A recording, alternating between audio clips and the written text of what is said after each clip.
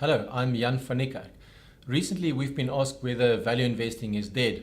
We don't believe value investing per se is dead, but we do see many value investors falling by the wayside or changing slightly what they do in order to survive in the current tough environment for value investors. Now, over the years, many value investors and the value investing strategy has fallen out of favor from time to time. As you can see on the slide there, we show the share price of Berkshire Hathaway relative to the S&P 500 as an example. In that period, you can see there were three distinct periods of at least 2 years and some 3 and 3.5 years where Mr. Buffett's investment vehicle has underperformed the S&P by a significant amount. In the first period, it was almost by 80%. The second time, it was as much as 60%, and lately, almost 65%.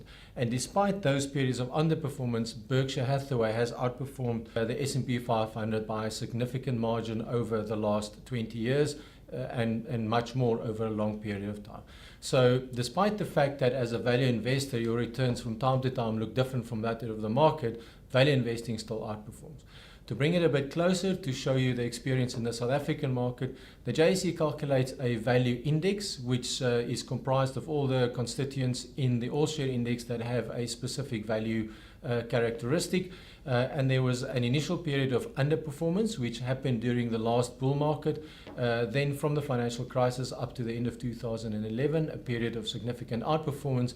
And then for the last 3 years or so, we've had severe underperformance by value investors and the value investment strategy relative to the rest of the market. And that seemed to have been gathering a bit of pace in the last while. It is an anomaly, though, that this period that we cover here from when the JSE indices are available shows that value investing has underperformed, as all the studies around the world and all markets show that value investing has outperformed most other forms of investing over time.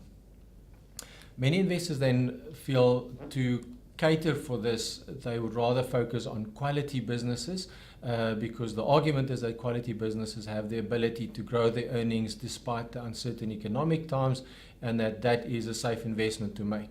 That has meant that many investors have now followed that route into quality investments, and we think that today those quality investments show up as expensive. As an example, you can see that when we compare defensive companies in the European market relative to the rest of the market, if we use an average valuation methodology of their price to earnings, their price to book, and their price to dividends, on average, there was only 4% of the time in the market in the last 40 years where these stocks were more expensive than where they are today, which to us says that the market is paying up for the security and the safety that comes from owning so-called quality assets. What we have learned is that normally when you pay too much for an asset, you don't get a good investment outcome from that.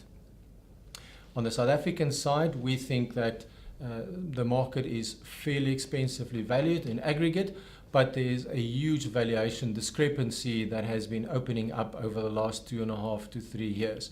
You can see from the graph that we provide, which shows the price to book ratio of the resources index compared to that of the industrial index, that at about 2007, 2008, resources companies were incredibly expensive relative to the market, trading at twice the price to book valuations as industrial stocks. And that has turned around significantly, and in the last 3 years have fallen to 0.3 times, which means now that resources companies are trading at 30% of the valuations of that of industrial companies, which tells you that the market expect the current tough conditions in some of the resources companies to persist for quite a long period of time, and at the same time, the good conditions that are experienced by industrial companies, mostly those that are that don't do business in South Africa but are only listed on the JSE, to continue experiencing good times going ahead.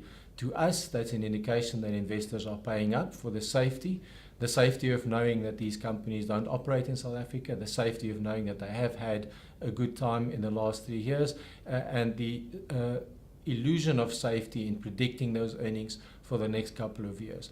We continue to find ourselves drawn towards those areas where companies are priced for continued bad performance, where all the obvious optics around these companies is bad and negative, and the prices reflect all that bad news.